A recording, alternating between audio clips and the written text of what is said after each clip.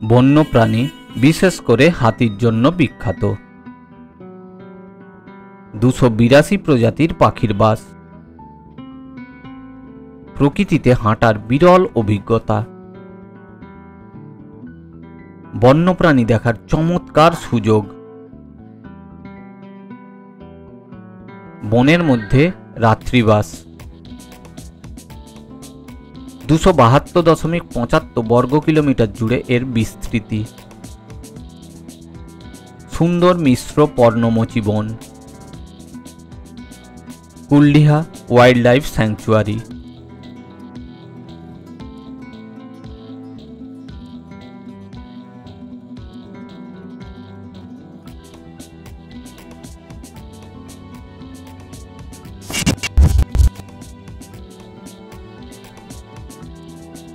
Office থেকে বিকেল 4টায় বেরিয়ে এখন আমি ধুলাগুড়ি টোল ট্যাক্সে এসে পৌঁছেছি। কারণটা এটাই যে আজকে আমরা চলেছি পঞ্চলিঙ্গেশ্বর। আমরা অর্থাৎ আমি আর শুভ্রাংশু। পথ চলতে চলতে জানিয়ে রাখি কিভাবে সহজে কুলডিহা পৌঁছানো যায়। আমাদের প্রধান গন্তব্য কুলডিহা ওয়াইল্ড লাইফ স্যাংচুয়ারি হলেও আমরা রাতে পঞ্চলিঙ্গেশ্বরে থাকব। যাই হোক, কলকাতা থেকে সড়ক পথে দূরত্ব 275 কিলোমিটারের মতো, আর ট্রাফিক এবং রোড কন্ডিশনের ওপর নির্ভর করে সময় লাগে 4 থেকে 5 ঘন্টার মতো। আপনি যদি সড়ক পথে স্বাচ্ছন্দ্য বোধ করেন তবে এটাই অন্যতম সেরা বিকল্প বলে আমার মনে হয়। আর দ্বিতীয় বিকল্পটি হলো রেলপথ। কুলডিহা অভয়ারণ্যের নিকটতম রেলওয়ে স্টেশন বালাসোর, যা প্রায় 45 কিলোমিটার দূরে অবস্থিত। বালাসোর থেকে ট্যাক্সি বা গাড়ি ভাড়া করে সহজেই পৌঁছে যেতে পারবেন। ভাড়া পড়ে 1600 থেকে 2000 টাকার মতো, আর সময় লাগবে কম বেশি 1 ঘন্টার মতো। আমরা কোলাঘাট পার করে খড়গপুরের দিকে আগাবার পথে NH-16 ওপর এই হোটেলটি দেখে একটু দাঁড়ালাম। মানে এখন আমরা একটু চা বিরতি নেব। এখন বাজে বিকাল 5:40। সূর্য অস্ত চলে গেছে। গোধূলির লাল আভাটা কিছুটা রয়ে গেছে এখনো। আমি আপনার বন্ধু শোভন, আর এটা আমার চ্যানেল শোভনের সফর। এই ভিডিওতে আমি আপনাকে কুলডিহা ফরেস্ট নিয়ে যাব এবং কুলডিহা ওয়াইল্ড লাইফ স্যাংচুয়ারি সম্বন্ধে যাবতীয় তথ্য দেব।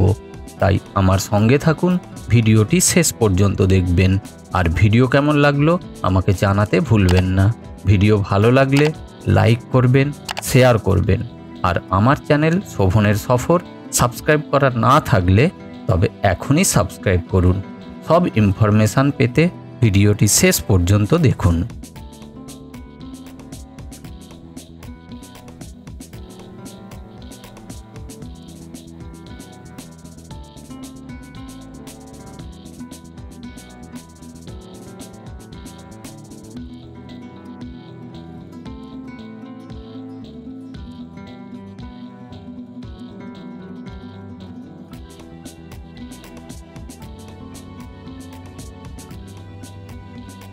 এখন সময় রাত 8:30। আমরা ওয়েস্ট বেঙ্গল ছেড়ে উড়িষ্যা প্রবেশ করে গেছি।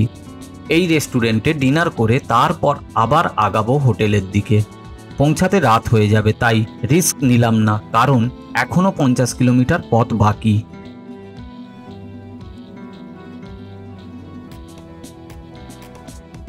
বিকেল 4টে। কলকাতা থেকে আমরা স্টার্ট করেছিলাম। তারপর কোলাঘাট পার করে চায়ের বিরতি নিয়েছিলাম এবং 8:30টার সময় উড়িষ্যায় ডিনার করতে শুরু করেছিলাম। এখন রাত 10টা। পঞ্চলিঙ্গেশ্বরে আমরা যে রিসর্টে থাকবো সেখানে পৌঁছে গেলাম। রাতে সত্যি দারুণ লাগছে রিসর্টটা। যদিও এই জায়গায় এমন সুন্দর রিসর্ট থাকতে পারে আমার আইডিয়া ছিল না। বাইরেটা সত্যিই সুন্দর লাগছে, জানি না দিনের আলোতে কেমন লাগবে।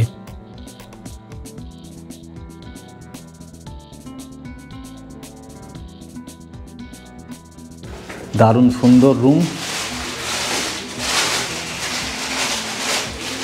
দারুণ বানিয়েছে কটেজটা।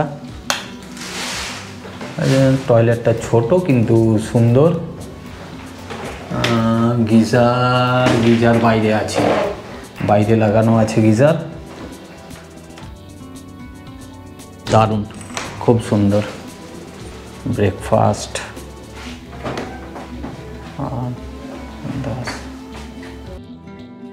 রাতে যেমন সুন্দর লাগছিল, দিনে তার থেকেও বেশি সুন্দর লাগছে। চারিদিক পাহাড় দিয়ে ঘেরা, বিভিন্ন রঙের ও বর্ণের ফুল ও গাছ দিয়ে সাজানো এই রিসর্ট। যাই হোক, এই রিসর্টের ডিটেলস ভিডিওতে ও ডেসক্রিপশানে দিয়ে দিয়েছি। এখন আর দেরি করব না, এখন আমরা যাত্রা শুরু করব কুলডিহা ফরেস্টের জন্য।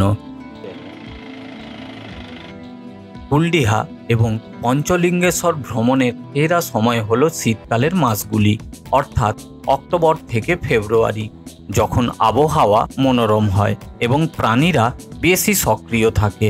তবে বার্ড ওয়াচিংয়ের জন্য আর পাখির ছবি তোলার জন্য মার্চ এপ্রিল মাস সেরা সময়। কুলডিহা অভয়ারণ্যে প্রবেশ করার আগে আপনাকে নীলগিরি ফরেস্ট অফিস থেকে অথবা বালাসোর ফরেস্ট অফিস থেকে একটি পারমিট নিতে হবে। এছাড়াও আপনি ফরেস্টের এন্ট্রি গেট থেকে ফরেস্টে প্রবেশের পারমিট নিতে পারবেন।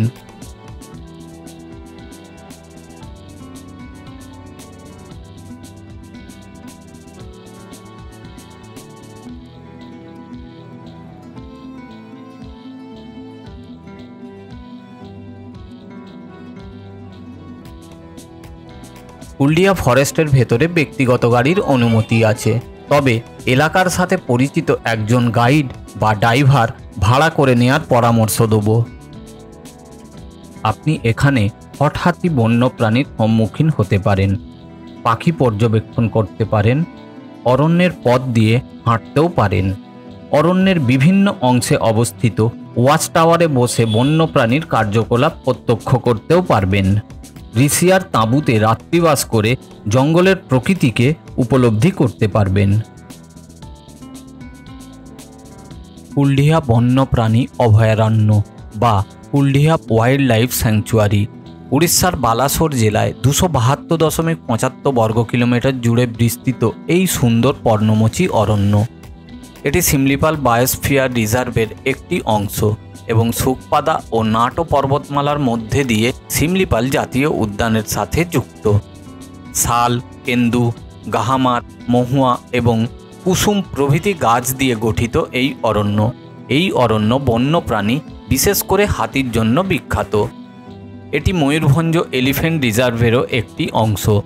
এখানে হাতি, bison, sloth bear, giant squirrel, king cobra, চিতাবাঘ এবং 282 প্রজাতির পাখি পাওয়া যায়। আমাদেরও এখানে আসার প্রধান কারণ পাখির ছবি তোলা, বিশেষ করে ট্রোগন, হার্ট স্পটেড উডপেকার, মোনার্চ, নাটঅ্যাচ এবং এমারেট ডাভ ও 3 রকমের সানবার্ডের ছবি তোলা। ফরেস্টের ভেতর মোবাইল নেটওয়ার্ক একেবারে দুর্বল, অধিকাংশ জায়গাতেই নেটওয়ার্ক নেই, তাই অফলাইন হতে প্রস্তুত থাকুন। এইগুলি ফরেস্ট রেস্ট হাউস। কুলডিহা ফরেস্টের ভেতরে 2টি ক্যাম্প আছে, আর এই 2টি ক্যাম্পে রাত্রিবাস করা যেতে পারে। তবে এখানে খুব সাধারণ মানের রুম এবং একদম বেসিক ফেসিলিটি যুক্ত থাকার ব্যবস্থা। এখানে মোবাইল নেটওয়ার্ক, টিভি, ইচ্ছামতো খাওয়া দাওয়া কোনো কিছুই আপনি পাবেন না। তবে জঙ্গলের ভেতরে থাকার প্রকৃত অভিজ্ঞতা নিতে হলে আপনাকে এখানে একটি রাত থাকতেই হবে। এখন আমরা ট্রোগন খুঁজছি। এত বড় জঙ্গলে তাদের খুঁজে পাওয়া সহজ কাজ নয়। আমাদের গাইড প্রচুর চেষ্টা করছে খুঁজে বার করার।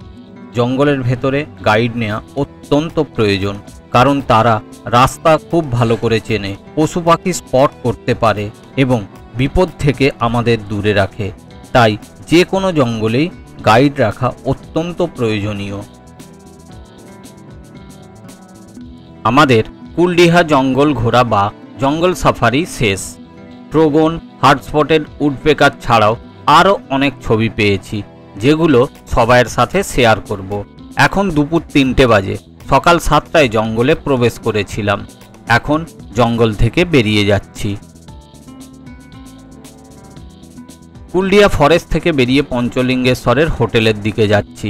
রাস্তাটা এবং রাস্তার চারিপাশে জঙ্গল, পাহাড়, কৃষি জমি, ছোট ছোট জনপদ, একটু একটু দোকান বাজার, সব মিলিয়ে দারুণ সুন্দর এই রাস্তা। আমরা হোটেলে ফিরে ফ্রেশ হয়ে একটু রেস্ট করে হোটেলের লোককে সাথে নিয়ে পঞ্চলিঙ্গেশ্বরের পাহাড়ের নিচেটা একটু ঘুরছি, কারণ এই পাহাড়ের নিচে ভাল্লুক, পেঙ্গোলিন, জ্যাকেল, ফক্স, জঙ্গল ক্যাট ছাড়াও বিভিন্ন প্রজাতির পাখি পাওয়া যায়। দেখা যাক যদি তাদের দেখা পাওয়া যায়। তাই এই পাহাড়ের নিচেটা একটু ঘুরছি। এখন আমি পঞ্চলিঙ্গেশ্বরের মন্দিরের দিকে একটু হাঁটছি। 5:30 বেজে গেছে, তাই মন্দিরের ওপরে আর ওঠা যাবে না, তাই একটু এগিয়ে ব্যাক করব। যদি আপনি পঞ্চলিঙ্গেশ্বরের ভিডিও দেখতে চান তবে আমার চাঁদিপুরের ভিডিওতে দেখে নিতে পারেন, যার লিঙ্ক আমি ওপরের আই বটনে দিয়ে দিলাম এবং ডেসক্রিপশানে চাঁদিপুরের ভিডিওর লিঙ্ক দিয়ে দেবো। আমার সঙ্গে থাকার জন্য, ভিডিওটি শেষ পর্যন্ত দেখার জন্য আপনাকে অনেক ধন্যবাদ। আবার দেখা হবে সামনের সোমবার ঠিক সন্ধ্যা 6টায়। ততক্ষণের জন্য সকলকে গুড নাইট। সবাই ভালো থাকুন, সুস্থ থাকুন আর ঘুরতে থাকুন।